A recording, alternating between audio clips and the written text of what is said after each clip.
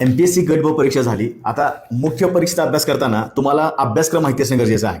तर मित्रांनो, आपण अभ्यासक्रमामध्ये सर्व गोष्टी पाहूया.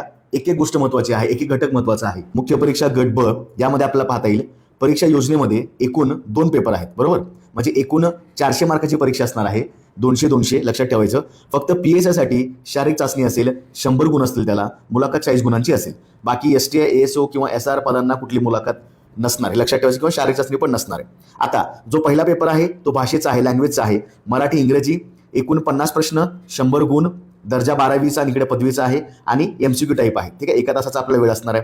दुसरा पेपर आहे हा सामान्य अध्ययनाचा आहे, याच्यामध्ये सगळं मिक्स असणार आहे. 100 प्रश्न, 200 गुण, पदवीची लेवल, दोन्ही भाषेमध्ये पेपर असेल. 1 तास वेळ आहे. म्हणजे लक्षात ठेवायचा, पेपर 1 सुरुवातीला होतो, काही वेळानं दुपारनंतर पेपर दुसरा असतो, लक्षात ठेवा. याच्यामध्ये सुद्धा तुम्हाला 0.25 एवढे निगेटिव्ह असणार आहेत, म्हणजे 1/4 तुमचे निगेटिव्ह मार्किंग असणार आहे.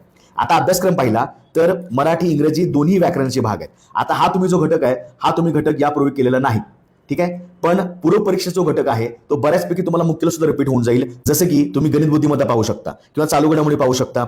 अंकगणित सांख्यिकी सुद्धा आहे. सांख्यिकी जर व्यवस्थित करावं लागेल तो मुख्यला थोडा वेगळा येतो. माहितीचा अधिकार बघा, हे जे 2 घटक आहेत हे 2 घटक तुम्हाला व्यवस्थित अंडरस्टँडिंग करायचे आहेत.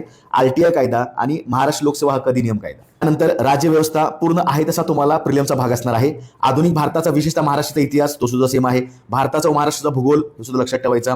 पर्यावरण थोडं एक्स्ट्रा करावं लागेल, हा तुमचा घटक थोडा एक्स्ट्रा आहे.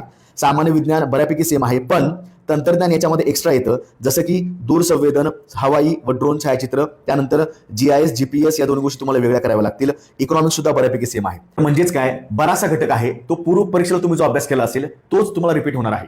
थोडा सिलेबस सोडला, मराठी इंग्रजी सोडला, तर तुम्हाला बराचसा घटक सेम असणार आहे. म्हणून आतापासून तुमच्याकडे अभ्यासक्रम असणं गरजेचं आहे. आयोगाच्या संकेतस्थळावर जाऊन तुम्ही हा अभ्यासक्रम डाउनलोड करू शकता आणि त्यानुसार स्वतःचं प्लॅनिंग करू शकता.